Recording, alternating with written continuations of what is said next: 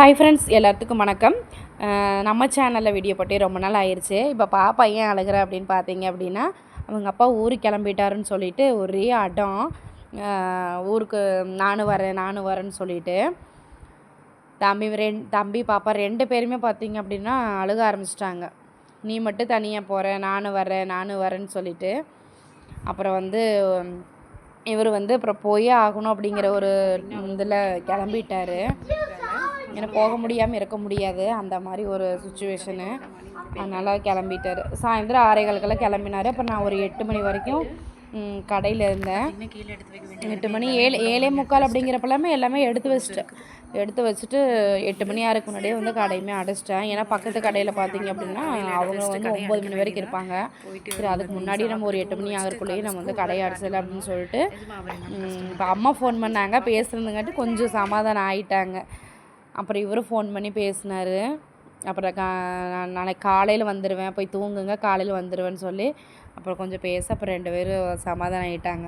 அப்புறம் பார்த்திங்கன்னா வந்ததையும் டிவி போட்டு உட்காந்துட்டாங்க. நீ போய் தோசை ஊற்றிட்டு சாப்பிட்டு தூங்க வேண்டியதான். சரி, காலையில் ஏதாவது செய்யறதுக்கு தட்டைப்பயிர் இருந்தது, என்னடா செய்யலை அப்படின்னு பார்த்தேன்.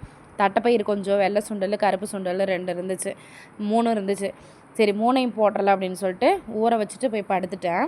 இப்போ காலையில் எழுந்திரிச்சு பார்த்திங்கன்னா குழம்பு வச்சுட்டு ஒரு லோடு துணி வந்து ஏற்கனவே போட்டு எடுத்தாச்சு. இப்போ 2வது ரவுண்ட் போட்டிருக்கிறேன்.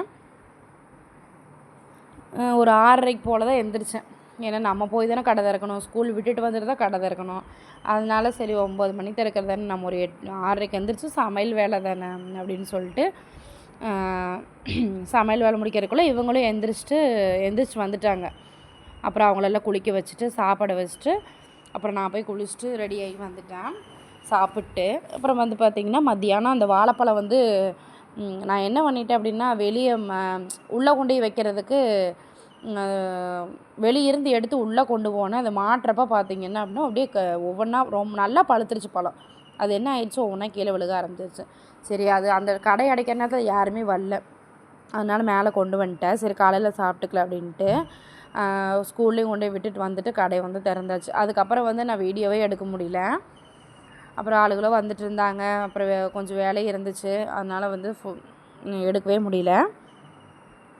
அப்புறம் ஸ்கூலில் போய் கூட்டிகிட்டு வந்துட்டு ஸ்கூலில் பக்கத்தில் பார்த்திங்கன்னா பக்கத்தில் ஒரு அச்சாயி இருக்காங்க. அப்படின்னா நம்ம இதில் வந்து அப்பச்சி அப்படின்னு சொல்லுவாங்க பார்த்திங்களா, அவங்க வந்து கொஞ்சம் இப்போ தான் வந்து பழகுறாங்க. அப்புறம் அவர் வந்து நான் போய் கூட்டிகிட்டு வந்துடுறேன் அப்படின்னு சொல்லிட்டு அப்புறம் அவர் தான் வந்து 2 பேரையும் கூட்டிகிட்டு வந்தார்.